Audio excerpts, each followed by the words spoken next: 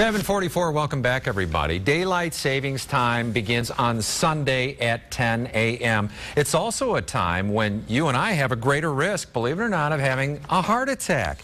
Yeah, there's an article in the New England Journal of Medicine. They have the results of a study. They say approximately you have a 5% greater risk of having a heart attack immediately following springtime clock changes. Another study showed that the rate of traffic accidents increases 8% on the Monday after the time shift, and many of you will show up for religious services saying, "Where is everybody?" Because you're going to be late by an hour. Randy? I've done that. I've done that. Spring ahead, fall back, miss it. I've done that.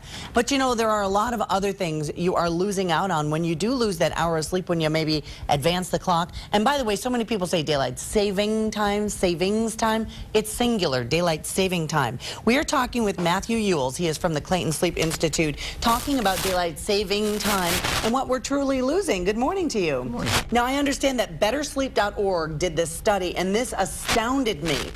Money, lots of it, to the economy. We are losing almost $500 million in losses.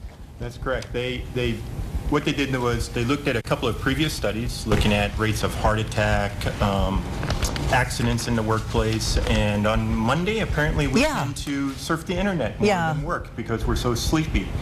So they took all of these different figures, looked at it in terms of different metropolitan areas, and estimated close to $500 million nationwide. Here in the St. Louis area alone, it's about $5.3 million. That's crazy. And as a sleep expert, somebody who knows this field, daylight saving time, spring ahead, fall back, in your professional opinion, should we do without this? Well, it's an interesting thought. It's more the transition going from what our current sleep schedule is to the change. That first week we have an increase in accidents and decreased productivity. But there's also some studies that show due to increased sunlight time, we actually have decrease in auto accidents throughout the summer. So it kind of balances each other out? As long as we get past this first week, and really 1 hour shift should not be a problem. That's what I was going to ask you. Is it an hour? Is it really that big of a deal? Does it mess with us that much? It should not be. But the problem is we're so sleepy to begin with. We're all not getting enough sleep.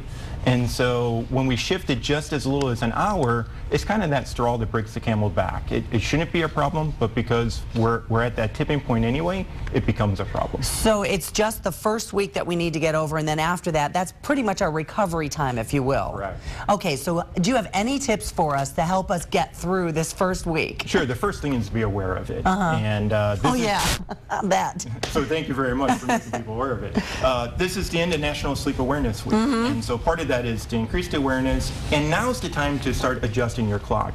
So if you set your clock and you wake up 15 minutes early tomorrow and Sunday, by Monday it's not that big of a That's a great idea.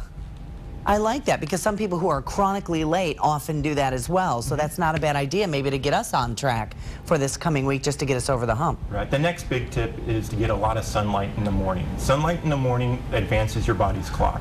Sunlight in the evening is going to delay it. So avoid it in the afternoon, but come Sunday, get up, take a walk in the sunlight. It's supposed to be a good weekend for that, right? So that will advance it. In the afternoon, if you're feeling sleepy and tired, things you want to avoid is taking a nap or hitting a cup of coffee and getting some caffeine. Tough to do. Because that's just going to delay your sleep later on that night, and instead of making the transition quickly, you're going to extend that out throughout the week. Okay, we are out of time. We thank you very much for your expertise. Also, one of those sunlight lamps as well. I have one of those in my office at home that kind of helps stimulate light. If you want to learn more about what they can do for you at the Clayton Sleep Institute, we've got a link on our website at fox2now.com. John? Doesn't my smile stimulate light?